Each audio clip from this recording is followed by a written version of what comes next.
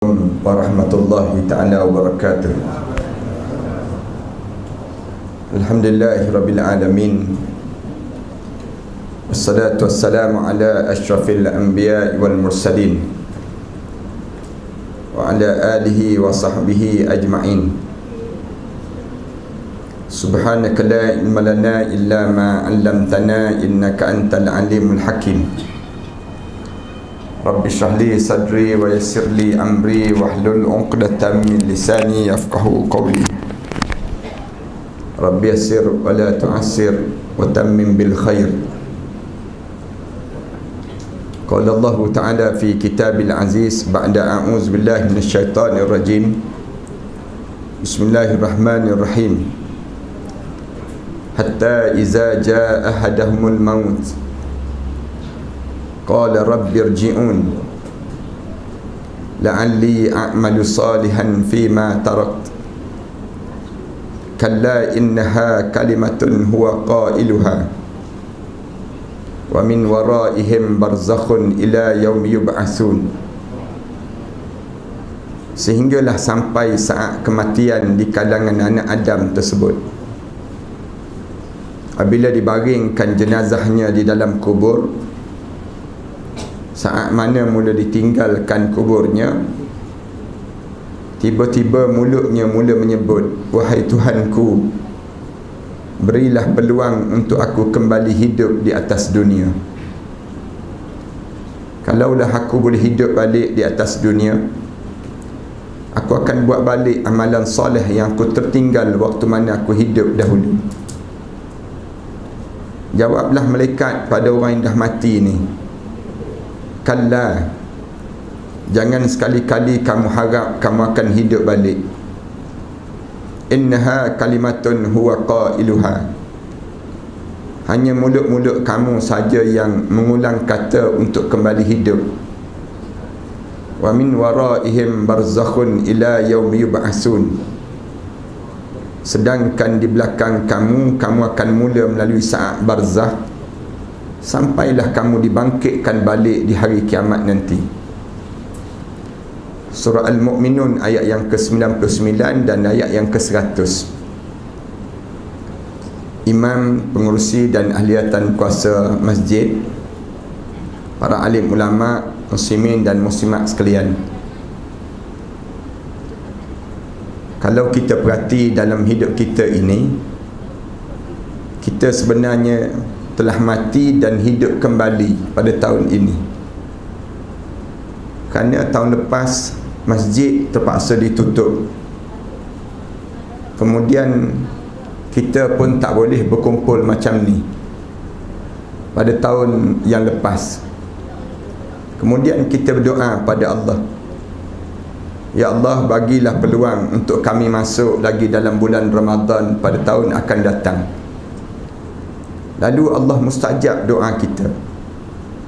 Allah balikkan semula kita ke masjid. Walaupun pintu masjid yang dibuka ni tak seluas mana pun, tapi Allah pilih kita pada malam ini. Datangkan juga kita dalam suasana yang kita tahu. Suasana yang kita berada sekarang ni merupakan masa yang paling ramai manusia dimatikan oleh malaikat Allah. Kalau tuan-tuan tengok di India saja, mayat-mayat bergelimpangan begitu saja. Orang yang sedang menunggu untuk dibakar dan juga dikebumikan. India sekarang ni getir. Jumlah kematian saja menjangkau lebih 3 juta lebih nyawa manusia yang mati disebabkan COVID. Alhamdulillah, nama kita tak termasuk dalam jumlah tersebut. Allah bagi lagi peluang untuk kita hidup. Tapi janganlah kita ingat bila kita hidup ini kita tak mati-mati dah. Kita pun akan mati walaupun kita tak kena COVID. Cuma syukurnya kita kerana Allah bagi peluang kita masuk dalam bulan Ramadan. Bulan Ramadan ni tuan-tuan tahu bahawa bulan yang didoakan oleh Rasulullah sallallahu alaihi wasallam. Boleh jadi bulan Ramadan ini Ramadan terakhir dah dalam hidup kita. Tahun depan kita tak ada jaminan kita akan hidup lagi. Lalu kita kena nampak bahawa bila Allah bagi peluang pada kita saat Ramadan ini, kita jangan lepaskan peluang yang terbaik ini. Kerana kita bimbang kalau kita terlepas peluang yang terbaik yang Allah bagi pada kita ini, kita akan berhadapan dengan satu penyakit yang depan kita nanti. Penyakit apa dia yang kita akan berhadapan nanti? Ialah penyakit menyesal yang tak sudah. Kita akan mula menyesal dan menyesal. Sekarang kita tak rasa menyesal sebab kita tak mati lagi. Tapi bila kita mati, sekejap lagi datang terus penyesalan demi penyesalan. Walaupun kita orang Islam, tetapi kita tak pandai memanfaatkan yang disebut dengan peluang berRamadan. Kalau kita baca dalam doa Rasulullah sallallahu alaihi wasallam, Rasulullah bila masuk saja dalam bulan Rejab lagi, ada sepotong doa yang dibaca dan diulang oleh Rasulullah sallallahu alaihi wasallam. Rasulullah baca doa, Allahumma barik li bi syahri Rejab wa barik li bi syahri Sya'ban wa ballighni bi syahri Ramadan. Ya Allah, berkatilah aku dengan bulan Rejab. Ya Allah, berkatilah aku dengan bulan Sya'ban. Ya Allah, panjangkanlah umur aku ya Allah, agar aku sempat memasuki bulan Ramadan ya Allah. Ini doa yang dibaca dan diulang oleh Rasulullah sallallahu alaihi wasallam. Semenjak daripada bulan Rejab lagi, Rasulullah minta, ya Allah, kalau ditakdirkan aku mati pada tahun ni ya Allah, maka matilah aku setelah mana aku berjaya masuki bulan Ramadan ya Allah. Ini doa Rasulullah lah. Kalau doa kita mesti baca doa, ya Allah, biar sempat raya lah ya Allah. Raya tu yang besar kita ni. Kenapa yang Rasulullah baca doa nak masuk dalam bulan Ramadan? Kalau kita tanya, bulan lain Rasulullah masuk juga, tapi tak ada doa khusus yang Rasulullah baca doa. Rasulullah masuk bulan Zulhijjah, tapi tak ada doa bulan Zulhijjah. Rasulullah masuk juga bulan Rabiul Awal, tapi tak ada doa khusus dalam bulan Rabiul Awal. Tapi bila sebut saja Ramadan, Rasulullah semenjak daripada bulan Rejab lagi berdoa minta, ya Allah, bagilah peluang naknya masuk dalam bulan Ramadan. Dan kalau kita hidup zaman Rasulullah lah, kita boleh tengok bagaimana cerianya wajah Rasulullah, sukanya Rasulullah dengan Ramadan ini. Tak boleh nak digambarkan wajah Rasulullah, gembiranya Rasulullah dengan Ramadan. Tambah-tambah di awal, di pertengahan, tapi bila berada penghujung Ramadan, kedengaran esakan dan tangisan saja. Yang di kalangan sahabat-sahabat mula menangis bila nak meninggalkan Ramadan. Kenapa Rasulullah buat demikian? Kita akan tanya demikian. Kita ni di awal Ramadan sedih, di hujung Ramadan kita ketawa, seronok kita nak beraya. Tapi kenapa Rasulullah di awal Ramadan Rasulullah menangis, Rasulullah gembira sangat?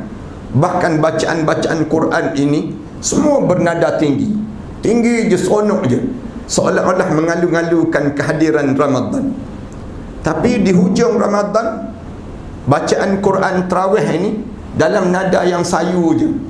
Malam-malam itu dipenuhi dengan esakan dan tangisan. Malam-malam di penghujung Ramadan. Kenapa yang jadi demikian? Berianya Rasulullah dengan bulan Ramadan. Ulama-ulama jawab, ulama sebut, tanda Allah nak tunjuk sayang pada umat Muhammad, Allah kurniakan pada kita Ramadan. Rasulullah dia nak bagi tahu Allah sayang pada kita. Macam mana Allah sayang pada kita? Dengan Allah bagi pada kita Ramadan, memandangkan umur kita tidak sepanjang umur umat terdahulu. Umur umat terdahulu semua Allah jadikan panjang-panjang masa mereka hidup. Nabi Nuh AS umurnya sepanjang 950 tahun. Panjangkan dia hidup, tentu banyak pahala yang dia buat. Dibandingkan dengan kita, Nabi Adam AS umurnya sepanjang 1000 tahun lebih. Nabi apa dia? Nabi Ibrahim alaihissalam disebut dalam kitab Sabilul Idkar wal Idbar. Nabi Ibrahim alaihissalam dia mula akil balik pada usia 120 tahun. 120 tahun baru mula akil balik. Tempat kita ni 120 tahun tinggal batu nisan dah tak kena. Nabi-nabi dahulu Allah jadikan panjang-panjang masa mereka hidup. Tentu banyak pahala yang mereka buat.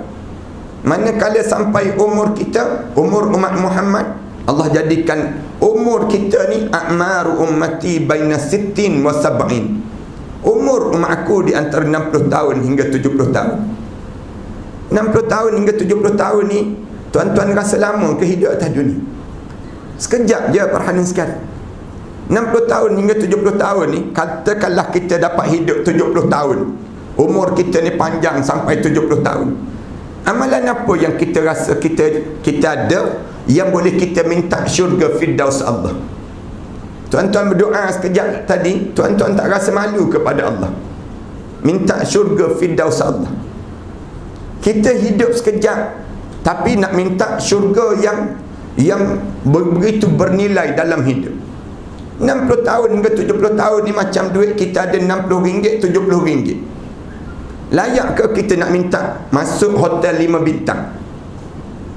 Kita rasa layak tak pada diri kita? Nak masuk satu malam pun tak layak.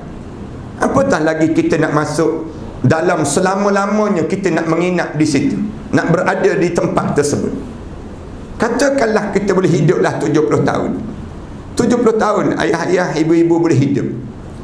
Tapi kita terpaksa tolak 15 tahun yang terawal. 15 tahun terawal kita tolak dalam hidup kita. Waktu mana kita belum akil balik, tak ada amalan yang terbaik pun, kita 15 tahun yang terawal. Tinggal 55 tahun. 55 tahun tolak pula masa kita makan, masa kita bermain, masa kita berjalan, masa kita tidur malam cukup. Tiap-tiap malam ni ayah-ayah, ibu-ibu tidur setiap hari selama lebih kurang 6 jam hingga 8 jam setiap hari. Cuba kira daripada hari pertama kita berada atas muka bumi ini sampai umur 70 tahun, agak-agak berapa lama kita sedang tidur? Ulama-ulama kira kita sedang tidur lebih kurang 23 tahun. Tu baru kira tidur malam, baru tak campur lagi dengan tidur dalam majlis ilmu. Kalau campur dengan tidur dalam majlis ilmu, tidur waktu mana khatib sedang berkhutbah, tidur hari Jumaat, banyak mana kita tidur. Allah bila dia nak tunjuk sayang pada umat Muhammad, Allah bagi kita Ramadan. Ramadan ni bulan yang tidak dikenali sebelum datangnya Nabi Muhammad sallallahu alaihi wasallam. Umat dahulu terkenal 4 bulan je yang mereka sibuk, mereka membesarkan. Sebelum datang Rasulullah, 4 bulan ni yang mereka gembar-gemburkan di kalangan mereka. Bulan Rejab, bulan Zulkaidah, bulan Zulhijjah dan bulan Muharram. Ramadan tidak dikenali. Bila dikenali Ramadan? Bila datang Rasulullah. Bila datang Rasulullah sallallahu alaihi wasallam, Allah lonjakkan Ramadan. Allah mula tonjolkan Ramadan. Bagaimana Allah nak suruh kita berjaya menandingi amalan umat terdahulu? Allah jadikan satu malam yang disebut khairum min alfi syahr. Satu malam daripada bulan Ramadan ini yang dinamakan dengan malam Al-Qadr, yang lebih baik daripada 1000 bulan yang lain. Allah sengaja sembunyikan start daripada 1 Ramadan sampai 30 Ramadan. Kamu cari malam. Malam siang hari kamu cari keredaan Allah. Malam hari kamu cari keampunan Allah. Ni konsep Ramadan. Ramadan ni tuan-tuan jangan nampak puasa siang hari je, jangan. Tetapi kita kena nampak siang dan juga malam untuk berRamadan dalam hidup kita. Malam kita mesti dapatkan malam Al-Qadr. Allah sembunyikan satu malam je. Boleh jadi malam ni, boleh jadi semalam, boleh jadi malam besok, boleh jadi malam 21, 23, 27, 29. Malam bulan yang disebut satu malam kamu dapat sama dengan 83 tahun kamu beribadah pada Allah. Satu malam je kita dapat. Lalu kita kena cari je. Tiap-tiap malam 1 Ramadan ni jangan terlepas sampai 30 Ramadan. Kita mesti hidupkan bermula daripada maghrib berakhir dengan subuh besok. Maka kita hidupkanlah di kalangan kita. Cuba bayangkan kalau sepanjang kita hidup ni, kita dapat 10 kali je malam Al-Qadr. 10 kali je malam Al-Qadr. Maknanya kita sedang beribadah kepada Allah selama lebih kurang 830 tahun. Kita sedang beribadah pada Allah. Katakanlah kita hidup di antara hari pertama di atas dunia sampai pada hari yang ke-70 tahun kita hidup atas dunia ini. Sepanjang kita hidup 20 kali je kita dapat malam Al-Qadr. Maknanya kita sedang beribadah pada Allah selama lebih kurang 1660 tahun lebih. Hidup sekejap tapi pahala banyak. Malam, katakanlah malam ni malam Al-Qadr, kita baca Quran, sama dengan 83 tahun kita sedang baca Al-Quran. Malam ni kebetulannya malam ni malam Al-Qadr, kita dengar kuliah. Pahala kita dengar kuliah ni sama dengan 83 tahun kita sedang mendengar kuliah. Malam ni katakanlah kebetulan malam ni kita baca Quran, kebetulan malam Al-Qadr pula malam ni 83 tahun kita sedang baca Al-Quran. Buatnya malam ni kita buat kuih raya, 83 tahun buat kuih raya ni. Malam-malam ni dia kena pasti pada diri kita, kita sedang buat apa dia. Allah dia nak suruh kita dapat yang disebut dengan ganjaran yang besar dalam hidup dengan kita menikmati Ramadan. Ulama-ulama jawab lagi, katanya ulama yang lebih besar lagi, Allah jadikan Ramadan ini supaya kita jangan sampai menjadi menyesal bila kita menghadap di hadapan Allah nanti. Allah jadikan Ramadan. Saya harap supaya semua kawasan, penduduk kawasan ini, bila kalian mati sekejap lagi, masuk dalam kubur sekejap lagi, tak ada seorang pun menyesal menghadap depan Allah. Semua kita akan bergembira bila kita dipanggil menghadap di hadapan Allah. Kenapa kita menyesal? Penyakit menyesal ni penyakit yang sedang dideritai di kalangan penduduk kubur sekarang ini. Kalau kita boleh bercakap dengan orang dalam kubur sekarang, semua mereka akan sebut beruntung kamu kerana kamu hidup lagi dalam bulan Ramadan. Kalau kami boleh hidup, kami nak hidup dalam bulan Ramadan. Kalau tanya pada orang dalam kubur sekarang, bila kalian ingin hidup balik? Mereka akan jawab, Ramadan. Ramadan. Kalau dia beri peluang untuk hidup, Ramadan lah kami nak hidup. Kenapa bulan Ramadan yang beria sangat, yang Allah suruh kita ni ambil manfaat supaya kita jangan menyesal? Sekarang memang kita tak menyesal sebab kita tak mati lagi. Cuba try mati nak tengok. Bila kita mula mati, masuk dalam kubur, tak payah masuk lagi pun. Bila hijab mata kita mula dibuka je, kita nampak malaikat berduyun-duyun turun, berdiri depan muka kita. Datang terus daripada jiwa kita ini, perasaan kita sebut pada malaikat. Kebanyakan manusia sebut demikian, laula akhartani ila ajalin qarib. Malaikat, boleh tangguh tak jangan bagi mati lagi malaikat. Bila malaikat berdiri saja, malaikat sebut, wahai anak Adam, aku cari setitik air untuk kamu telan, sudah tidak ada. Aku cari sepatah perkataan yang keluar daripada mulut kamu, sudah tidak ada. Aku cari selangkah untuk kamu melangkah dalam perjalanan hidup kamu, sudah tidak ada. Segala benda semua sudah berakhir, tak ada lagi rezeki dalam hidup kamu. Wahai roh, sila keluar daripada jasad ini. Bila malaikat sebut je begitu, kebanyakan mulut-mulut manusia akan sebut pada malaikat. Allah rakam mulut-mulut manusia yang dekat nak mati itu, dia akan sebut, laula akhartani ila ajalin qarib. Malaikat, boleh tangguh tak sekejap, jangan bagi mati lagi. Kejap je malaikat, dia minta dengan malaikat, jangan mati lagi malaikat, sekejap je. Nak buat apa? Fa'as-saddaqa, sekarang juga aku nak ambil segala harta benda yang aku miliki, segala benda yang aku cari dalam hidup aku nak bagi di jalan Allah. Aku nak bagi semua. Wa akum minas salihin, sekarang juga aku nak menjadi hamba Allah yang salih. Malaikat jawab terus, wala yuakhirallahu nafsan iza jaa ajaluha. Malaikat jawab terus, dah terlambat bro, katanya malaikat. Dah terlambat dah. Sekarang baru kamu nak minta tangguh. Allah tak tangguh dah kematian. Bila sampai masa ajal di kalangan kamu, tak kira kamu siapa. Kamu raja ke, kamu ustaz ke, kamu doktor ke, kamu siapa ke, dalam hidup kamu, wallahu khabirum bima ta'malun. Allah tahu fi'il perangai apa yang kamu akan ulang dalam hidup kamu. Ni kali pertama tuan-tuan. Orang kawasan ni jangan ada seorang pun yang menyesal sekejap lagi. Jangan ada seorang pun di kalangan kita yang dia menyebut kalimah ni depan malaikat sebentar lagi. Bila malaikat mula nak cabut nyawa kita, malaikat mula masuk terus dalam tuadan kita. Bila masuk saja, malaikat umum terus, wajaat sakratul mauti bil haq zalika ma kunta minhu tahid. Telah datang saat sakaratul maut yang penuh dengan kebenaran. Inilah masa yang sering kali kamu lari-larikan diri sepanjang kamu hidup di atas dunia dahulu. Kita hidup atas dunia ni, kita lagi daripada apa? Tuan-tuan lagi daripada polis? Tak, polis pun sedang berlari sekarang. Tuan-tuan lagi daripada SPRM? Tuan-tuan lagi daripada kena saman pada SOP? Tuan-tuan lagi pada LHDN? Semua tu sedang melarikan diri sekarang. Semua sedang melarikan diri. Tuan-tuan tanya orang yang sedang berlari pagi-pagi tu kan, jogging pagi-pagi tu, cuba tanya dia, kamu pagi-pagi lagi jogging ni, kamu lagi daripada apa? Dia mesti jawab, lagi daripada malaikat maut disebutnya.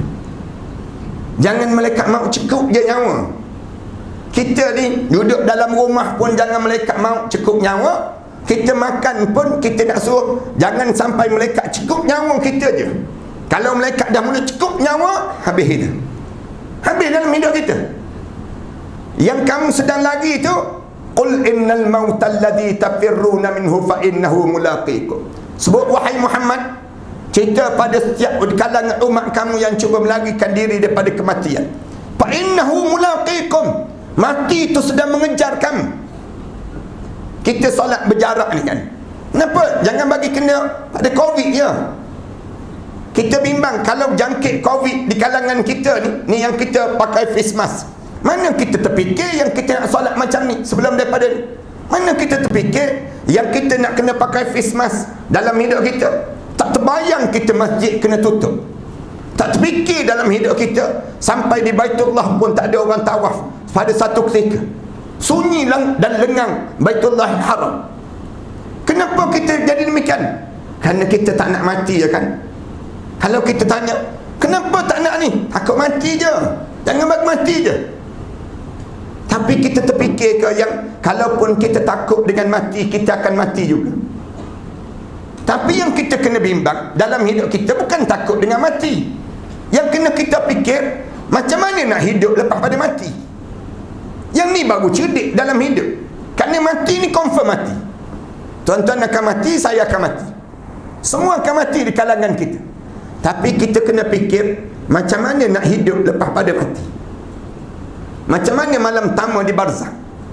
Macam mana saat mana kita, bila kita dibaring saja dalam kubur, tiba-tiba keluar ular hitam di hujung kaki kita yang sebesar tengkuk unta, yang cuba membelit di hujung kaki kita, mula mematahkan tulang-tulang kita. Keluar api daripada mulut besar ular tersebut. Rasulullah tanya, Rasulullah kata, macam mana kamu nak buat terhadap ular tersebut? Cuba kita bayang dalam kubur, tiba-tiba keluar ular sebesar telapak tangan, memamah daging-daging kita, mamah tulang-tulang kita, bunyi kak-kak-kak, mamah tulang daging kita. Macam mana kita nak buat nak matikan ulat-ulat tersebut? Ni cara kita berfikir orang mukmin. Tiba-tiba hidup nak lari daripada mati. Ya, kamu boleh buat demikian, tapi kamu berakhir ke dengan kamu lari, kamu tak jumpa dengan mati? Tak, kamu akan jumpa dengan fa innahu mulaqikum. Mati itu akan mengejar kamu. Lepas pada mati, kejar kamu, cukup nyawa kamu. Summa turadduna ila alimil ghaibi wasyahadah. Lepas pada kamu mati, kamu akan pulang pada alam ghaib, alam penyaksian. Allah tunjuk balik setiap amalan yang kita buat sepanjang kita hidup, start daripada hari mula akil balik sampailah hari kita pejam mata menghadap di hadapan Allah. Summa turadduna ila alimil ghaib wasyahadah fayunabbi'ukum bima kuntum ta'malun. Allah dedahkan balik setiap apa yang kamu kerjakan sepanjang kamu hidup di atas dunia. Masuk je malaikat, terus junam ke hujung kaki, tarik terus di hujung kaki kita, tarik tu bentak, sakit, tak boleh nak cerita. Bila kena saja sakarat, Rasulullah kata, kamu tak pernah terfikir yang kamu pernah menikmati nikmat yang paling seronok di atas dunia ini. Siapa yang kena sakarat dia tak boleh nak berfikir panjang dah pada diri dia. Pemikiran dia jadi bingung. Masa dia sudah berubah, saat tersebut syaitan mula memujuk dia, jangan bertaubat, kamu lambat lagi nak mati. Syaitan sebut demikian. Tarik daripada hujung kaki sampai ke lutut. Sampai ke lutut, masuk kumpulan yang kedua, tarik daripada lutut naik sampai ke pusat. Bila sampai ke pusat, sejuk di pusat kita ni, malaikat lepas, roh kita turun balik ke bawah. Bila turun balik ke bawah, ni ingat ni orang kawasan ni, jangan terperangkap. Bila turun tu, syaitan akan sebut. Syaitan kata, aku dah kata tak mati lagi, lambat lagi nak mati. Kamu rasa sedih kan? Roh kamu sedang turun sekarang. Turun. Tiba-tiba masuk kumpulan yang tiga, malaikat maut rentak daripada bawah naik zup sampai ke halqum terus. Bila sampai di halqum, tergamam, Allah mati tu terkeluar kalimah yang kedua menunjukkan penyesalan. Mulut sebut, qala inni tubtul an, aku taubat sekarang ya Allah disebut. Bila disebut taubat, malaikat jawab terus, walaisatit taubatu lilladzina ya'maluna as-sayyi'at, tidak dianggap taubat orang yang hidup membiarkan diri dia dengan berbuat benda yang buruk. Hatta iza hadar ahadahumul maut, sehingga roh kamu direntak sampai di halqum, tiba-tiba mulut kamu sebut, qala inni tubtul an, sekarang aku taubat ya Allah. Malaikat mula turun, malaikat sebut, kalla, hidup ni jangan begitu. Iza balagatit taraqi, bila roh kamu ditarik sampai di taraqi ni di halqum kita, wa qila man raq, siapa yang boleh pulangkan balik roh kamu? Kamu ustaz kan? Kamu pulangkan balik roh kamu ustaz? Kamu yang berhormat kan? Kamu turun balik roh kamu yang berhormat? Kamu doktor kan? Kamu turun sekarang doktor? Kamu tuanku kan? Kamu turun sekarang wahai tuanku? Kamu rasa hebat sangat dalam hidup kamu. Wa qila man raq, siapa yang boleh pulangkan balik roh? Roh kamu turun ke bawah. Wa dhanna annahu al-firaq, baru perasan mati dah, aku mati. Wal taffatis saq bis-saq, mata ni terbeliak, pandang kanan, pandang kiri, saat mana dia nak menghadap di hadapan Allah. Allah sebut, walau tara iziz zalimuna fi ghamaratil maut, kalau kamu ada peluang, kamu tengok orang yang hidup dia dalam keadaan buat jahat, dekat nak mati, cuba kamu tengok macam mana keadaan dia. Allah ajar demikian. Ghamaratil maut, ketika mana dia melalui saat ghamaratil maut. Allah tak sebut sakarat, tapi Allah sebut ghamarat. Maksudnya gambaran apa dia? Dia dalam keadaan sesak yang amat sangat, bagaikan bernapas. Bila tanya pada Imam Ghazali, saat kena sakarat ni macam mana? Macam bernapas di lubang jarum yang halus. Nak tembus napas macam mana? Sah nak keluar. Saat mana kamu kena ghamaratil maut, kemudian keluar roh, menghadap depan Allah, kemudian turun balik, nampak balik siapa yang datang nak mandikan jenazah kita. Kita rasa saat mana orang buka baju kita, saat mana orang usung jenazah kita sampai ke kubur, mandi orang kapan, berapa orang yang semayang jenazah kita, macam mana orang urus jenazah kita sampai ke kubur. Bila sampai di kubur, nampak di hujung kaki kita berdiri dua orang malaikat muka dan nakir, warna hitam kebiru-biruan. Orang angkat je jenazah kita, turun je dalam liang lahat, letak je muka kita hadap muka ke kiblat, bau tanah depan muka, dengar suara bau telinga, selamat datang wahai hamba Allah, sekejap lagi kamu akan lihat bagaimana aku akan lakukan pada kamu. Orang tutup je liang lahat kita, kedengaran tanah-tanah yang mula jatuh di atas liang lahat kita, dengar satu-satu, lama-lama sayup sampai para lutut dia. Berdiri dua orang malaikat muka dan nakir, tiba-tiba diri depan muka kita, halau salat kita, halau haji kita. Tiba-tiba mulut masing-masing sebut, tuan-tuan jangan sebut, saya nak sebut. Tapi kebanyakan orang sebut kalimah ni. Dia sebut apa dia? Qala rabbirji'un. Malaikat boleh bagi tahu tak pada Allah, aku nak hidup balik. Aku nak hidup balik malaikat. Sekarang aku nak hidup balik. Bila? Kenapa nak hidup balik? La'alli a'malu salihan fi ma tarak. Kalau aku boleh hidup balik, aku nak buat balik amalan salih yang aku hidup, yang aku tak sempat nak buat waktu mana aku hidup dahulu. Malaikat jawab terus, kalla, jangan harap kamu boleh hidup balik. Innaha kalimatun huwa qailuha. Mulut dia sebut nak hidup. Wa min waraihim barzakhun ila yaum yub'atsun. Sedangkan di belakang kamu akan mula melalui saat barzakh sampai kamu dibangkitkan balik di hadapan Allah nanti. Tuan-tuan, ayah-ayah, ibu-ibu, saya nak sebut orang dalam kubur ni kalau dia nak hidup bila? Sekarang bulan Ramadan. Bulan Ramadan ni tak adalah bulan yang paling Allah susun kita menjadi sesoleh-soleh manusia. Mana ada Allah gari syaitan kecuali bulan Ramadan. Bulan lain Allah tak gari syaitan, Ramadan Allah gari syaitan. Mana ada Allah buka pintu-pintu syurga kecuali Ramadan. Ramadan Allah buka segala pintu syurga, Allah tutup segala pintu neraka. Wasuffidatis syayatin, Allah gari syaitan. Tak ada dalam sejarah. Tuan-tuan tunggu masa berdoa yang Allah turun sampai ke langit dunia kecuali Ramadan. Ramadan Allah turun sampai ke langit dunia. Tak ada masa yang Allah gandakan pahala sebegini rupa dalam hidup kita kecuali Ramadan. Allah jadikan malam-malam menjadi bernilai dalam hidup kita.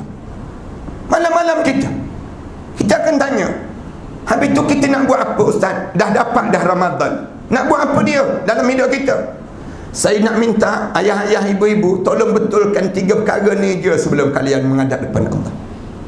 3 ni tolong ingat betul-betul pesanan saya. 3 perkara ni kita kena sentiasa betulkan dalam hidup kita. Jangan kita terseleweng sikit pun daripada 3 perkara ni. 3 perkara dia apa dia? Yang pertama, keyakinan hidup hanyalah untuk Islam. Jangan percaya selain daripada Islam, tuan-tuan.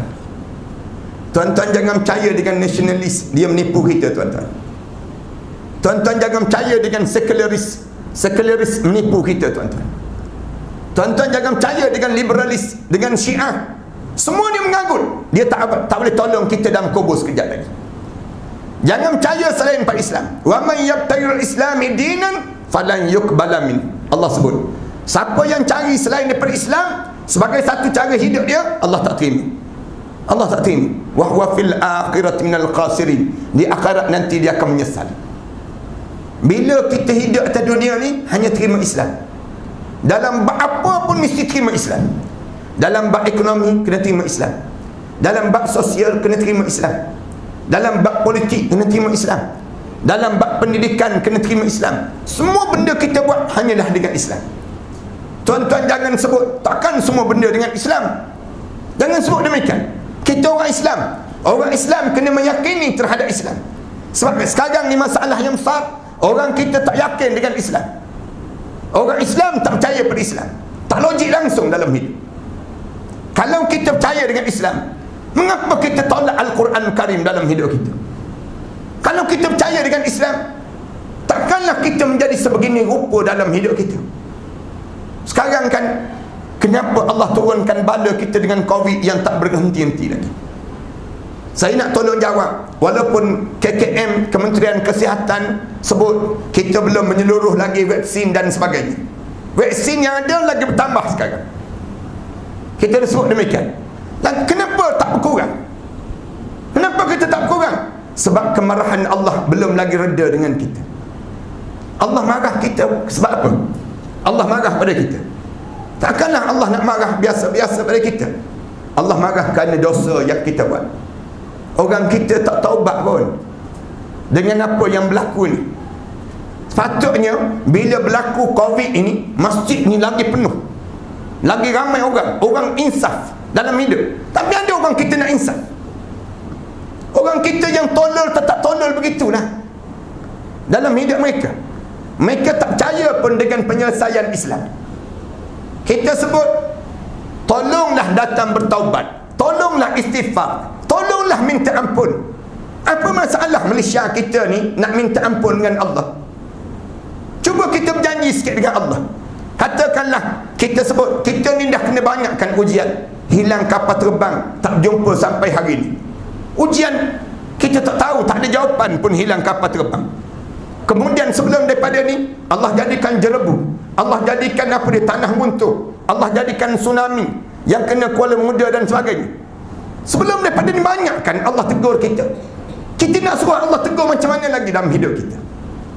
Tak Tak nak belajar lagi dalam hidup kita. Orang kita kata, ni, kenapa yang jadi macam ni?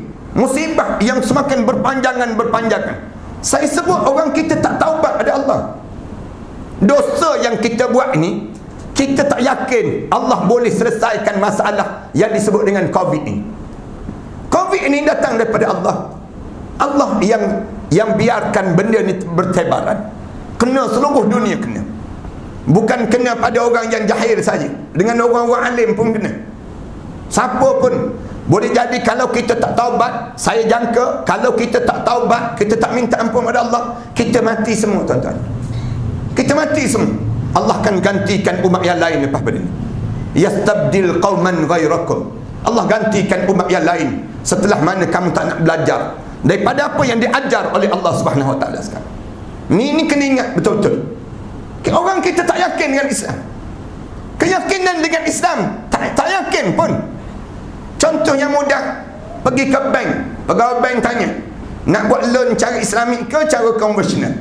Pakcik nak buka akaun bank cara Islam ke cara konvensional? Dia pun tanya balik, mana yang untung? Dia tanya, mana yang untung?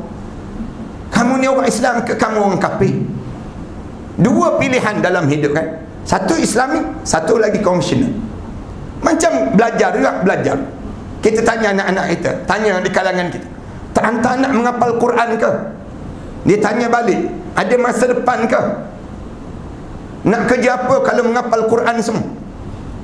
Orang kita, orang Islam tak percaya pada Islam. Tak logik dalam hidup. Ramadan, Allah suruh kita yakin dengan Islam. Macam mana kita kena kembali balik pada Islam? Allah jadi program yang disebut dengan program kita berpuasa, bermula pada subuh, berakhir dengan maghrib. Puasa di antara subuh sampai maghrib ni betul-betul kita dengan Allah. Tuan-tuan tak perasan ke Allah sedang didik kita nak suruh yakin adanya Allah dalam jiwa kita? Di antara subuh sampai maghrib, kenapa kita tak makan? Padahal kalau kita nak makan, kita boleh makan kan? Kita boleh masuk geng plastik hitam, dia panggil. Kalau kita nak minum air, kita boleh minum air kan? Kita boleh. Kalau kita nak makan, kita menyorok seorang-seorang dalam rumah, kunci pintu bilik, kemudian menyorok bawah katil, makan Maggi seorang-seorang. Tak ada siapa yang tahu. Orang perempuan lagi senang kan? Dalam bulan Ramadan macam ni. Nak tahu, nak kalau dia nak menipu, dia boleh menipu pun. Bila dia masak tu dia nak rasa, nak kecap makanan yang dia masak tadi. Dia kan sunat hukum dia. Dia rasa-rasa, kecap-kecap. Bila tengok tak ada orang, ambil satu mangkuk, hirup seorang-seorang. Tak ada siapa yang tahu. Tapi kenapa kita tak buat? Anak kita yang kecil, kalau kita nak buat, kita boleh buat kan? Buat macam zaman kanak-kanak dahulu kan? Terjun sungai, selam kepala, telan air. Gum 2-3 teguk, lepas tu timbul balik. Lepas tu buat muka sadin. Kalau kita nak buat, kita boleh buat. Masuk bilik air je boleh buat. Kunci pintu bilik air, selam kepala dalam baldi. Tak ada siapa yang tahu. Tapi nak sebut kenapa kita tak buat? Anak-anak kita yang kecil, sekecil usia 6 tahun, 7 tahun puasa, letih je dia. Saya ingat lagi anak sulung saya yang perempuan, bila dia umur 6 tahun, 7 tahun dia mula puasa, lepas asar tersandar tepi dinding, tak bergerak dia. Kita lalu je depan dia, melintah depan dia, dia panggil, Abi, Umi, kakak nak mati dah. Kita sebut tak bertahan, tak mati. Kenapa tak makan, kenapa tak minum? Allah nak tanam keyakinan dalam hidup adanya Allah. Walaupun orang tak nampak, Allah nampak apa yang kamu SMS, kamu WhatsApp tersebut. Walaupun orang tak nampak, Allah nampak. Benda apa yang sedang kamu layari dalam Facebook kamu, dalam Twitter kamu, dalam Instagram kamu tersebut. Walaupun orang tak nampak, kamu kena ingat di akhirat nanti Allah tu tayang balik perbuatan yang kamu lakukan di atas dunia ini. Tanaman keyakinan dengan Islam. Tuan-tuan jangan mati saat mana tuan-tuan tak yakin dengan Islam. Wala tamutunna illa wa antum muslimun.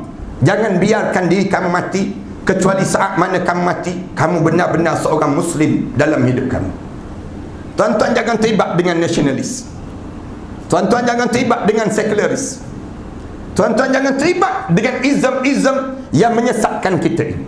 Semua tu tak boleh tolong kita dalam kubur kejap lagi. Tuan-tuan masuk dalam kubur, nasionalis tak boleh tolong tuan-tuan. Sekularis tak boleh tolong tuan-tuan. Izm-izm yang ada ni semua tak boleh tolong. Yang boleh tolong kita hanyalah Islam. Islam je boleh tolong kita. Ni keyakinan hidup sebagai seorang mukmin. Yang pertama. Yang kedua, Ramadan ini Allah nak suruh kita mula menyempurnakan ibadah yang terbaik. Ramadan ni Allah suruh kita jaga solat. Di antara ibadah yang paling utama dalam hidup, sembahyang. Sembahyang ni imaduddin, tiang agama. Satu, Allah suruh kita berpuasa bermula daripada subuh, berakhir dengan maghrib. Kenapa puasa bermula pada subuh sampai maghrib? Kenapa kita tak berpuasa bermula pada zuhur, berakhir dengan isyak? Kenapa kita tak puasa bermula daripada asar, berakhir dengan subuh besok? Kenapa subuh sampai maghrib? Ulama-ulama jawab, kerana dua waktu ini kebanyakan orang kita tinggal solat. Subuh orang kita payah nak bangun sembahyang subuh. Kita yang lain kita senang nak bangun, tapi sembahyang subuh orang kita payah. Kalau subuh pun subuh gajah dia panggil. Subuh 7.30 baru nak bangun. Lambat dia nak boleh bangun. Macam mana cara Allah nak suruh kita bangun sembahyang subuh dalam hidup kita? Allah buat program yang tak dibuat orang. Program apa dia? Makan sebelum mandi subuh. Allah jadikan program sahur dipanggil demikian. Makan, Allah tahu manusia ni kalau sebut bab makan sanggup bangun. Letak 10 jam loceng bawah katil, berdentum-dentum jam loceng. Bulan lain tak pernah kunci jam. Ramadan kunci jam. Kenapa kunci jam? Kita bimbangkan kalau tak sahur kan. Kita bimbang tak sahur, kita tak bimbang tak bangun sembahyang subuh. Mana yang lebih utama? Sahur ke sembahyang subuh? Sembahyang subuh. Allah dia sediakan syurga khusus bagi orang yang berpuasa. Namanya Ar-Rayyan. Tak ada syurga khusus bagi orang yang berzakat. Tak ada syurga khusus bagi orang yang sembahyang. Ibadah yang lain Allah tak sediakan syurga khusus. Tapi puasa Allah jadikan syurga khusus bagi orang yang berpuasa. Namanya Ar-Rayyan. Tetapi Allah sediakan satu neraka khusus bagi orang yang tinggalkan solat. Siapa yang tinggal sembahyang, satu rakaat jadi tinggal, dia bersedia untuk masuk dalam neraka sakar. Namanya neraka sakar. Kita tinggal puasa tak ada neraka khusus. Tinggal yang disebut dengan zakat tak ada neraka khusus. Tak buat haji tak ada neraka khusus. Tapi bila tinggal sembahyang ada neraka khusus. Neraka nama neraka tersebut sakar. Bila ditanya kepada orang yang dicampak dalam neraka sakar, malakum fi sakar, lalu mereka jawab, qalu lam nakum minal musallin, kami atas dunia dahulu kami tak sembahyang. Jangan tinggal walaupun satu rakaat, ayah-ayah ibu-ibu.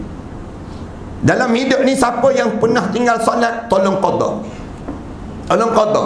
Ni masa nak qada ni, Ramadan ni qada dalam diri kita.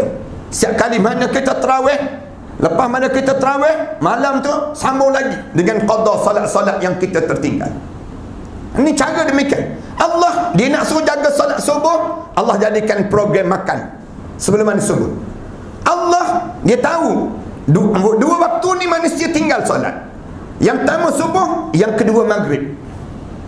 Maghrib kita payah juga nak jaga solat maghrib. Ramai orang kita ni tertinggal solat maghrib.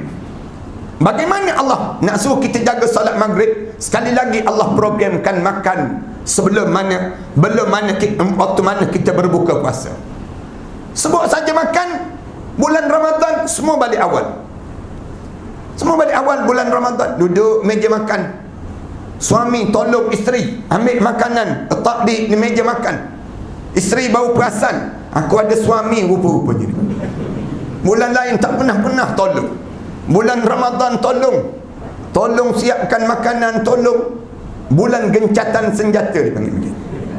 Bulan Ramadan siap duduk meja makan, panggil anak-anak, panggil isteri, kejap-kejap tengok jam. Maghrib ku apa? Maghrib. Sibuk tanya orang maghrib ku apa. Bulan lain tak pernah tanya maghrib ku apa. Tengok kejap-kejap tengok jam, kejap-kejap tengok jam. Bulan yang paling kerap tengok jam Ramadan ni jadi rajin terus. Anak tolong jawab, lambat lagi bah, 10 minit lagi. Tu baru azan di Kuala Lumpur, azan kat Kuala Kedah ni lambat lagi. Ada 7 minit lagi. 7 minit lagi dia gaul nasi slow-slow. Dia gaul dulu nasi slow-slow. Dia angkat jatuh. Lambat lagi ke orang nak azan. Dengar je Allahu Akbar tu ngap terus. Orang tanya kenapa makan awal? Makruh, lewat tahu makruh. Tahu pula dia demikian.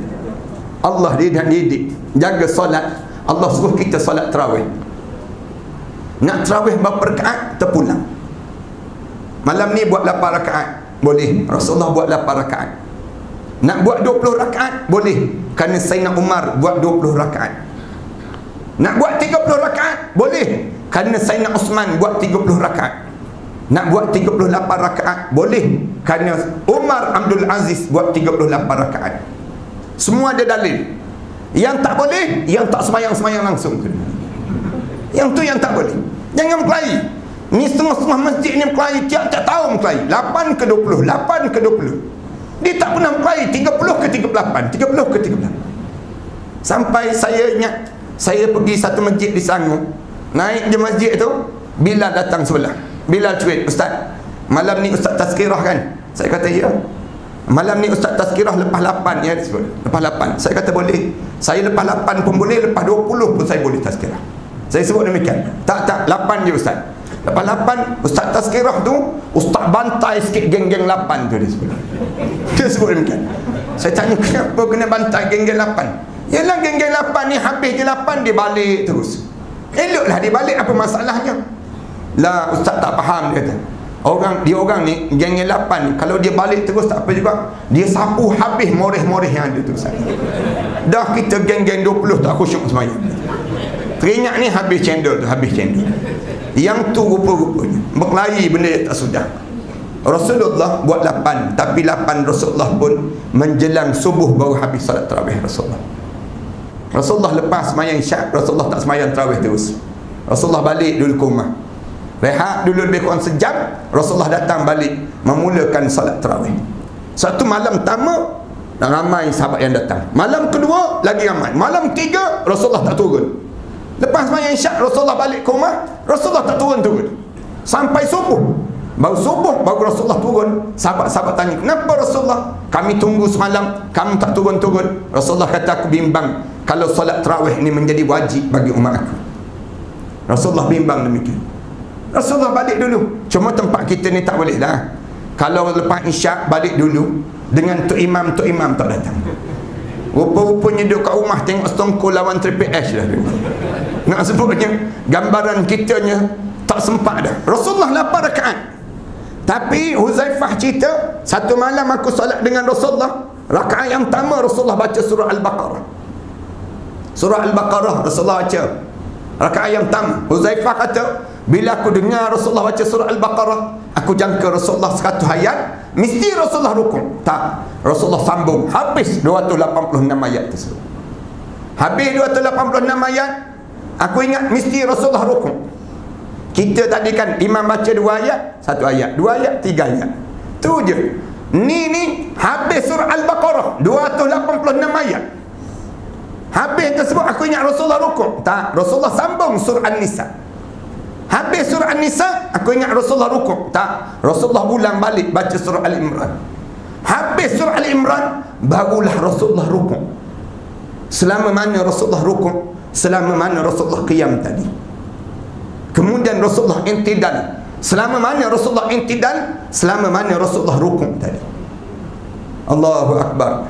Kita ni kalau solat dengan Rasulullah lah, rasa malam tu balik jalan mengangkang tak benar. Sambil taubat nasuha kita. Balik tu geleng palu. Kita ni tu imam baca sabbih isma rabbikal a'la pun nak marah dah. Pak Imam, inna a'tayna je Pak Imam. Sampun inna anzalna. Jangan cepat nak balik jemaah sekalian. Tuan-tuan, dah Allah bagi peluang datang masjid kan, kita mesti rasa gembira lah datang rumah Allah. Kenapa kita ni datang masjid pun rasa nak cepat balik? Ada masalah kita ni. Dah kita dah datang dah masjid, dah dapat dah peluang. Ramai lagi orang lain tak berpeluang.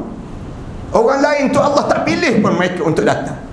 Kita ni terpilih, Allah pilih. Patutnya kita enjoy lah, kita rasa gembira lah duduk dalam rumah Allah, seronok je. Sampai kita rasa tak nak, kalau boleh tak balik lagi seronok dalam rumah Allah kan. Kita kena rasa demikian pada diri kita. Suatu bila imam baca panjang-panjang, jangan cepat nak balik, ambil kerusi duduk.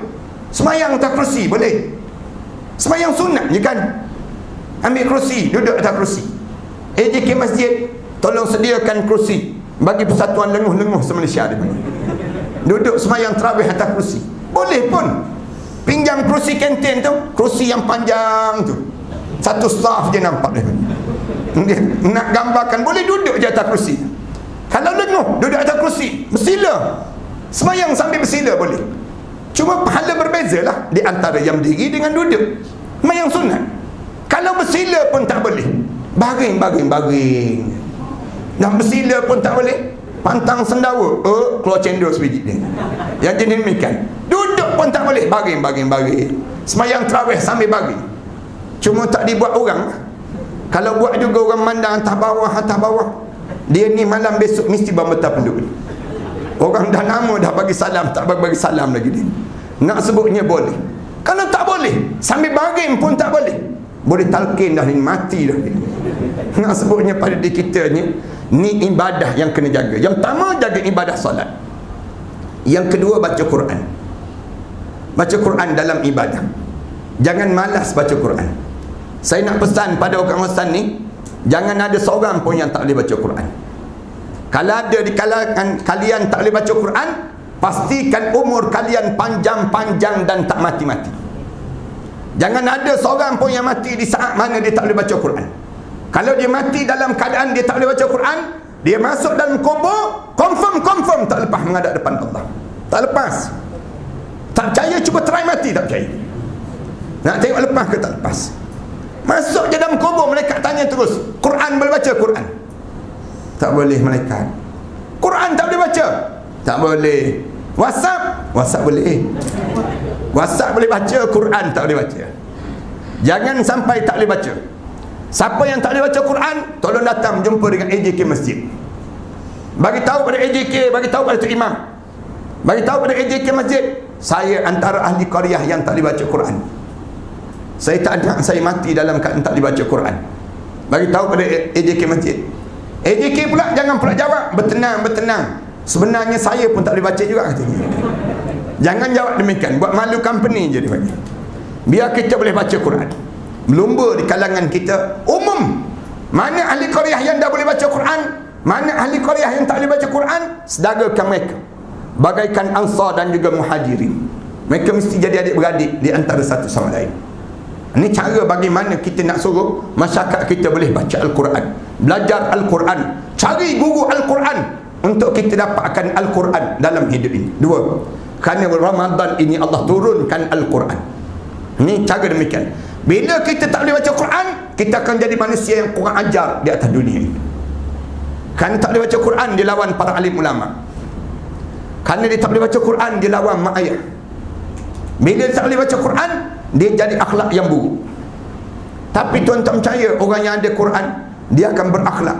Akhlak dia kana khuluqul Quran. Akhlak dia mesti akhlak Al-Quran. Paling tidak dia rasa sayangnya dia terhadap Al-Quran dalam dada dia. Allah campakkan demikian pada diri dia. Ini kekuatan dua. Yang ketiga, dalam ibadah tolong banyakkan doa.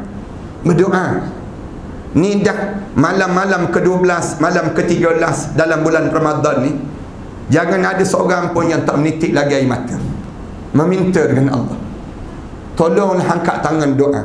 Rasulullah dia berdoa masuk bulan Ramadan ni sampai terdongak-dongak muka ke langit.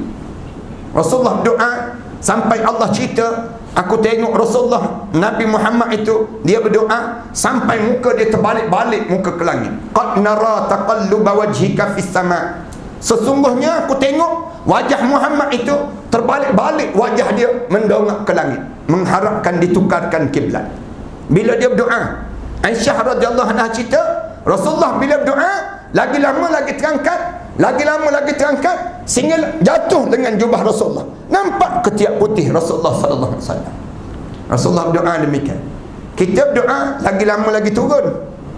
Lamanya tu imam ni. Benda apalah berdoa lama-lama. Lama-lama letak tangan atas perut. Mula bilang cicak berapa ekor cicak mana ni. Malasnya berdoa. Jangan malas berdoa. Angkat tangan. Minta dengan Allah. Cerita pada Allah. Ni bagi salam angkat tangan. Ya Allah, macam biasalah ya Allah. Amin tu dia. Doa paling ringkas dalam dunia. Doa, bila kita berdoa, tanda kita hamba. Bila kita tak berdoa, tanda kita sombong. Orang yang rajin berdoa, dia sedang menunjukkan kehambaan diri dia kepada Allah. Allah suka dengan hamba demikian. Yang keempat, dalam ibadah ni, tolong alih segala aset-aset kita di atas dunia ini ke akhirat Allah sebelum kita mati masuk dalam kubur seorang-seorang. Ini ibadah yang kena buat. Tolong alih tuan-tuan. Harta tuan-tuan tentu ada. Tuan-tuan ada tanah, tuan-tuan ada rumah, tuan-tuan ada harta. Tolong alihkan sekarang harta-harta yang ada ni, hantar ke akhirat Allah sekarang. Jangan simpan atas dunia, jangan simpan. Tuan-tuan jangan bagi pada orang yang lepas pada ni. Tuan-tuan sedang cari harta untuk tuan-tuan. Bila tuan-tuan cari harta untuk tuan-tuan, tuan-tuan pastikan semua harta ini berjaya dihantar ke akhirat. Jangan tersimpan di atas dunia. Nanti kita akan kecewa dalam kubur sekejap lagi. Bila nak alih harta kita? Ramadan. Ramadan ni musim yang kita mengalih harta. Dia panggil demikian. Jangan kita penyimpan harta. Macam mana kita nak alih harta? Derma, wakaf, sedekah. Ni kaedah dalam hidup kita. Ajak orang berbuka puasa. Semua ni mengalih harta untuk ke akhirat Allah. Ni cara dalam bulan Ramadan ini. Rasulullah ajar demikian. Orang kita cari harta ni untuk siapa? Kita cari untuk diri kita kan? Cari untuk diri kita, bukan kita cari untuk orang. Kita cari untuk diri kita. Tolonglah hantar harta kita ke akhirat. Biar di sana dah ada dah rumah kita. Di sana dah ada dah kenderaan kita. Di sana dah ada dah pakaian kita. Ada dah siap dah makanan untuk kita. Bila kita masuk dalam kubur, berjumpa semua balik yang kita telah cari sepanjang kita hidup di atas dunia. Ini konsep yang kena dipahami dalam hidup kita sebagai seorang mukmin. Orang kita ni cari harta. Orang tanya cari untuk apa? Cari untuk bekalan hari tua. Orang tanya pada dia, sekarang tak tua lagi ke? Baru nak tua. Baru nak tua. Bila tua, balik kampung, buat rumah besar. Untuk apa rumah besar? Di waktu mana kita tua, anak-anak kita pun tak tinggal dengan kita dah. Keluarga kita pun kita berdua dah dalam hidup, ataupun kita seorang dah dalam hidup kita. Buat rumah besar. Siap je rumah besar, beli kereta besar pula. Nak puas hati dia, tak puas hati lagi, kahwin isteri besar pula ni. Masuk rumah baru ni, masuk rumah baru seminggu je, meninggal dunia terus dia. Meninggal dunia dia. Dah kereta baru dapat pada isteri baru. Isteri baru pula habis je iddah, kahwin dengan suami baru. Suami baru pula ambil kereta baru ni petang-petang, bawa kereta ni round kawasan kubur kita. Kita dalam kubur tu tengok je kereta ni, macam-macam je kereta ni kita semua. Kalau dia round saja tak apa juga, dia horn tu sakit hati. Bila dia horn peng-peng 3 kali tu, rasa nak jadi hantu maklimah balik ke rumah je. Jangan tuan-tuan, buat sakit hati je dipanggil. Cari untuk kita kan. Macam mana cari untuk kita? Infak. Ni masjid ni memerlukan 300,000 lagi untuk nak buat tambahan di belakang. Memerlukan lebih kurang 300,000 je lagi. 300,000 ni 3 orang je. 3 orang je yang datang. Saya ada 100,000 dalam bank, saya nak hantar ke akhirat Allah. Lumba di kalangan kita. Bagi tahu dia pada imam AJK, saya bahagian 100,000 saya sama. Datang seorang lagi, saya 100,000. Datang seorang lagi, saya 100,000. Bahagian saya. Rasulullah sebut, siapa yang bina rumah Allah walaupun sebesar sarang burung, banallahu lahu baitan fil jannah. Allah bina syurga yang indah, istana yang indah dalam syurga Allah untuk diri dia. Sebesar sarang burung je. Ini kan pula tuan-tuan bina, saya diberitahu oleh imam, kita perlukan lebih kurang 300,000 lagi. 300, dah ada dah 200,000. Yang nak 500,000, tapi dah ada dah 200,000. 300,000 ni tuan-tuan simpan pun tuan-tuan tak guna dah tuan-tuan. Bila tuan-tuan mati, masuk dalam kubur nanti, tuan-tuan akan menyesal melihat anak-anak tuan-tuan berebut harta dia. Jangan simpan untuk dunia tuan-tuan. Saya tengok ramai dah orang kita mati di saat mana harta dia bilion.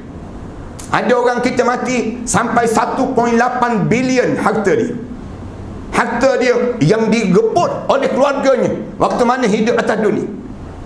Ini hidup, kadang-kadang belum mati lagi, anak memandang dia, tengok barang kemas yang dipakai oleh ibu dia. Bila ibu dia meninggal dunia, terekam terus. Seorang terekam di tengkuk, seorang pegang di tangan, seorang pegang di kaki. Semua berebut. Berebut apa? Berebut barang kemas yang ada pada ibu yang baru saja meninggal dunia tersebut.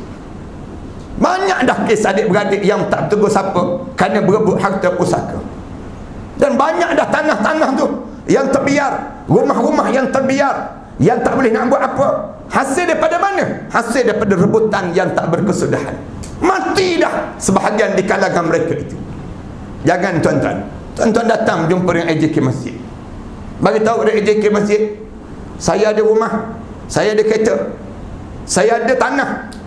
Bahagian tersebut kita kata bahagian anak-anak saya dah hibah, bagi awal-awal pesan pada anak-anak kita, tapak rumah ni milik aku dan mak engkau, yang aku cari dan mak engkau cari. Bila mati, kalian jangan berebut rumah ni, jangan berebut. Kalau kalian dah ada rumah masing-masing, anak-anak kita dah ada rumah masing-masing, kalian dah ada dah rumah ni aku nak bawa ke akhirat Allah. Semua ada anak-anak kita demikian. Anak-anak kena faham. Oleh yang demikian, bila kita meninggal dunia, bagi tahu dari AJK Masjid, saya wakafkan rumah itu dengan tapak tanah rumah tersebut untuk masjid, masjid umum. Hari Jumaat je, bila dah meninggal dunia tersebut, bagi umum pada ahli qaryah, kita ada tanah yang diwakafkan. Tapi kita tak perlu pada rumah tersebut, dan kita tak perlu pada tanah itu, tapi kita nak duit daripada itu untuk bangunkan lagi masjid ini. Macam mana cara? Rumah tu berharga lebih kurang 300,000 dengan tanah-tanah dia. Kami tak nak jual 300,000, kami nak jual 200,000 saja. Siapa yang bayar 200,000, dia boleh duduk di situ, tapi syarat dia mesti mayang berjemaah di sini. 100,000 lagi tu harga dia berjemaah di sini, dan bila dia meninggal dunia, dia wakafkan balik untuk masjid. Kan harta tu akan berkitar di kalangan orang Islam. Balik dia pada orang Islam, harta orang Islam tak akan jatuh pada orang bukan Islam. Ini bila kita meninggal dunia, masuk dalam kubur, berjumpa balik rumah kita. Tak percaya, cuba try mati sekali kita. Nak sebutnya gambaran bagaimana besarnya nilai. Dan yang akhir sekali, yang ketiga, tolong jaga akhlak dalam hidup ini. Bila kita nak meninggal dunia, jangan putus silaturahim di antara sama kita. Bila kita nak menghadap depan Allah, jangan ada di kalangan kita yang sedang memutuskan silaturahim. Tapi waktu mana kita meninggal dunia, kita tak ada lagi hubungan kita dengan manusia. Tak ada ibu yang tersakit hati dengan kita, terutama bagi orang lelaki. Orang perempuan, jangan sampai saat kalian meninggal dunia, suami kalian tersinggung dengan kalian. Orang lelaki, di saat mana kita meninggal dunia, jangan mak ayah kita, mak kita, ayah kita, mak mertua kita, ayah mertua kita tersinggung hati dengan sikap kita. Jaga hati mereka. Besar dalam hidup kita mereka tersebut. Manakala orang perempuan, kalian jaga hati suami kalian. Kalian meninggal dunia, saat mana suami kalian redha pada kalian, masuk dalam syurga pintu mana yang kalian ingin masuk. Nama-nama kita tercatat indah di pintu syurga Allah, memanggil-manggil kedengaran suara-suara memanggil daripada dalam syurga Allah terhadap mereka yang betul-betul menjaga perasaan di antara satu sama lain ini. Mudah-mudahan kita dapat yang inilah, dan kita termasuk di kalangan orang yang soleh. Saya rasa panjang dah saya bercakap ni. Saya tengok tuan-tuan pun dah betul-betul dalam belakang 7 kali dah saya kira. Jadi kita berhenti setakat ni lah. Tazkirah yang ringkas pada malam ni. Tak ringkas sangat dah, dia jadi macam kuliah dah pada malam ni. Saya mohon maaf kerana panjang sikit, kerana payah nak jumpa macam ni. Saya datang tempat tuan-tuan ni, saya rasa macam saya balik kampung saya je. Sonok saya rasa di tempat ini. Tentu kawasan ini kawasan yang berkat, kawasan yang ada orang soleh dan doa-doa yang mustajab. Saya harap supaya Allah jadikan semua yang hadir pada malam ni di kalangan ahli syurga Allah SWT, orang yang boleh berkekalan bersama dengan kita. Kita berjanji sama kita, kalau kita mati ada seorang yang masuk dalam neraka, tolong tarik mereka yang hadir pada malam ni untuk masuk dalam syurga bersama. Mudah-mudahan Allah jadikan kebaikan. Ni tabung-tabung yang bergerak ni, tuan-tuan bolehlah masukkan tabungan untuk tujuan kuliah-kuliah, menggerakkan program-program di masjid ini. Kemudian yang besar saya sebut tadilah, terutamanya kita nak buat ruangan solat tambahan muslimat. Yang belakang tu nampak muslimat pun dah sempit sangat ruangan yang ada. Kemudian nak buat bilik pengurusan jenazah. Kemudian nak buat satu lagi, nak menyiapkan dewan makan ini sendiri. Jadi kalau tuan-tuan nak suruh dapat pahala banyak, tolonglah datang jumpa balik dengan AJK. Saya faham malam ni ramai tak bawa duit kan Ustaz, saya tak bawa duit, tapi tak apa, saya faham. Tapi jam-jam ada, barang kemas ada, handphone pun ada, boleh je masuk dalam tabung tu kalau kita nak masuk. Ataupun yang mana lekat-lekat beg duit dia tu, ambil satu beg duit tu, sombak semua sekali dalam tu. Mudah-mudahan malam-malam yang kita berlalu tidak ada satu malam pun yang kita tak bersedekah dalam bulan Ramadan. Bulan Ramadan ni kita berlumba bersedekah sama-sama kita, biar kita ada ruangan pahala untuk diri kita demikian. Mari kita sama-sama berdoa lah insyaAllah. Belum kita berdoa ni jemaah sekalian, kat luar tu ada kitab yang terbaru, buku Ruqyah Syar'iyah. Buku ni saya susun untuk nak kesan kita ni kena gangguan, kena sihir ataupun kena saka. Ada 3 benda ni yang berlaku. Tuan-tuan balik ke rumah nanti, tuan-tuan baca di atas ubun-ubun kepala pasangan hidup kita. Pegang je isteri kita, letak tangan atas kepala. Kita baca ayat-ayat ni. Ayat-ayat yang saya susun ini saya dapat daripada guru saya waktu mana saya belajar dahulu. Tuan-tuan baca je wirid-wirid ni. Bila baca, tiba-tiba dia mengeletar, pening kepala, ataupun dia menangis, ataupun dia tertidur, ataupun dia tolak tangan kita, ataupun dia bertempih meraung. Tuan-tuan jangan berhenti, teruskan baca. Baca sampailah nampak dia tak terkawal sangat, berhentilah. Ini cara ayat ni. Baca tiap-tiap malam. Buat amalan pada diri kita. Isteri boleh baca pada suami, tapi pastikan suami dah tidur. Jangan tengah celik-celik baca, bahaya nanti. Tak pasal-pasal makan penampau tawar. Ni pastikan kita boleh baca di atas anak-anak kita, baca di atas ubun-ubun pada anak-anak kita, anak cucu kita, kita baca. Saya nak suruh orang kita jangan syirik kepada Allah. Semua yang hadir pada malam ni saya ijazahkan untuk menjadikan amalan harian masing-masing. Buat amalan harian. Dalam Al-Quranul Karim Allah jadikan ada ayat-ayat yang memanas, ada yang menyejukkan. Tuan-tuan buat amalan lah. Mudah-mudahan dia akan jadi kekuatan pada kita lah. Saya karang kitab ni persiapan menjelang kematian. Ini di antara kitab yang terbaik lah. Saya fikir kalau tuan-tuan memiliki kitab ni, tuan-tuan hafal pada muka surat 47 dalam doa. Bila kita dekat nak mati, kita nak buat apa dia? Ini saya susun doa-doa yang diajar oleh Rasulullah.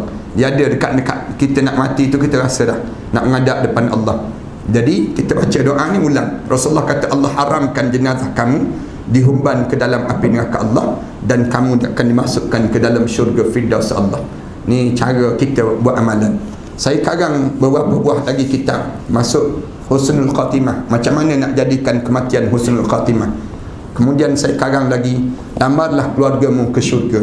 Kemudian sahabat saya karang kitab hadis-hadis tasawuf, Ustaz Mukhtar Senid, dia karang kitab ni. Alhamdulillah, tuan-tuan boleh buat amalan belajar pada diri kita.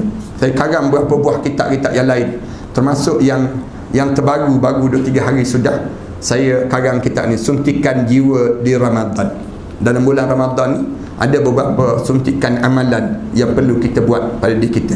Ini di antara kitab-kitab yang terbaik dah untuk kita buat amalan pada diri kita. Tuan-tuan baca tazkirah pada petang-petang lepas pada asar. Tazkirah dalam bulan Ramadan ada 30 tazkirah ni. Tuan-tuan baca tiap-tiap hari. Mudah-mudahan dia akan bawa manfaat pada diri kita dah. Saya karang kitab ni tuan-tuan kerana saya bangunkan ma'had tahfiz di belakang saya. Ada lebih kurang 6 buah sekolah tahfiz. Saya bangunkan 5 buah di Malaysia, sebuah di selatan Thailand, Ma'atafis. Satu lagi saya buat college, yang ke-7 lah, maksudnya lebih kurang 7. Saya bangunkan di Jantuk Pahang, saya bangunkan di Kelantan, saya buat di Shah Alam, saya buat di Pulau Langkawi. Pulau Langkawi ini saya beli tanah di antara Gunung Mak Cincang dengan Gunung Raya. Separuh tu diwakafkan oleh seorang makcik yang tua. Alhamdulillah, dia habis dia wakaf bulan Ramadan. Dalam 2 tahun yang sudah meninggal dunia dia. Alhamdulillah, saya dah selesai bayar separuh daripada harga tanah tu sendiri. Kemudian lepas pada tersebut, saya bangunkan Ma'atafis. Kalau tuan-tuan ada anak yatim, orang miskin, saya tanggung kalian menghafal Quran. Mari menghafal Quran di sekolah saya. Seorang-seorang saya tanggung sebanyak RM3,500 seorang setahun, bagi membiayai mereka belajar ini sendiri. Bagi sampai habis lah mereka belajar tersebut, habis 30 juzuk Al-Quran. Anak-anak yang nak menghafal Quran, anak-anak yatim dan orang miskin, kita tanggung mereka tersebut. Kemudian pelajar-pelajar ada lebih kurang 1000 lebih pelajar ini sendiri. Masuk di selatan Thailand, asalnya pelajar 22 orang je. Sekarang ada lebih kurang 600 lebih pelajar yang menghafal Quran di selatan Thailand. Saya hantar RM30,000, RM40,000 setiap bulan bagi membiayai mereka. Macam mana cara saya buat? Saya suruh mereka bela lebah. Lebah tersebut hasilkan madu. Madu tu mereka letak depan mereka, mereka bangun tahajud malam-malam, mereka berdoa pada Allah, lalu mereka hantar madu tu ke Shah Alam. Saya gunakan untuk perubatan Islam. Orang yang kena sihir, saya kata minum air madu, turun keluar benda-benda yang dia sihir tadi dalam badan, muntah, keluar kaca dan sebagainya. Kemudian saya suruh jemaah-jemaah nak berbuka puasa minum air madu yang disejukkan. Tuan-tuan ambil madu, tuan-tuan kacau dengan air, kemudian tuan-tuan minum air madu tersebut. Rasulullah kata, siapa yang nak rasa nikmatnya air dalam syurga Allah, minumlah air madu yang disejukkan. Kata Rasulullah SAW. Tuan-tuan buat amalan lah. Mudah-mudahan pada kita demikian, dapat sama pada kita demikian. Kemudian kalau tuan-tuan tak dapat juga yang lain tu, tuan-tuan ambil pamphlet ni lah. Saya sedang mencari pewakaf-pewakaf. Siapa yang nak wakaf, saya nak beli bangunan yang dimiliki oleh orang bukan Islam. Saya dah sewa bangunan ini selama 2 tahun setengah.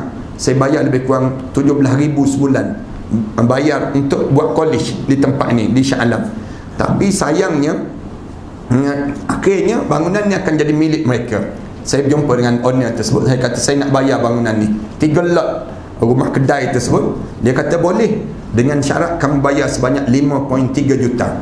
Asalnya 5.5 juta. Saya tawar-tawar dapat 5.3 juta. Lepas pada raya ni kamu bayar. Saya sedang mencari 1000 pewakaf, orang yang bersedia untuk mewakaf RM5,000 je seorang. RM5,000, saya nak cari 1000 orang, dapatlah 5 juta insya-Allah. Takut malam ni ada yang nak bagi 5 juta, selesai masalah. Mana nak tahu di kalangan orang kita ni 5 juta rupiah pun kita terima lah. Kalau tuan-tuan nak tak ada kelapangan, tuan-tuan ambil je pamphlet ni, pergi mana-mana bank, berdiri depan mesin bank tu, semayang sunat istiqarah dulu senang. Nak infak ke tak infak, niat untuk arwah ayah, arwah mak, insya-Allah panjanglah pahala-pahala ni berterusan untuk diri kita insya-Allah. Kemudian saya buat masjid di Pulau Langkawi ni, saya sedang buat masjid. Ni pamphlet masjid lah. Sama juga lah, ada nombor akaun sekolah ni, tuan-tuan bank-inkan di nombor akaun tersebut insya-Allah. Bismillahirrahmanirrahim. Alhamdulillahirabbil alamin. Wassalatu wassalamu ala rasul amin wa ala alihi wa sahbihi ajma'in. Rabbana iftah bainana wa bain qaumina bil haqq wa anta khairul fatihin. Allahumma barik lana fi asma'ina wa barik lana fi a'malina wa barik lana fi shahrina. Allahumma yassir lana umurana. Allahumma taqabbal minna salatana tammah waghfir lana dhunubana ammah wa la tu'azzibna yawmal qiyamah innaka la tukhliful mi'ad. Rabbana ij'alna muqimas salah wa min dhurriyyatina rabbana wa taqabbal du'a. Rabbana atina fid dunya hasanah wa fil akhirati hasanah wa qina adzabannar. Alhamdulillahirabbil alamin.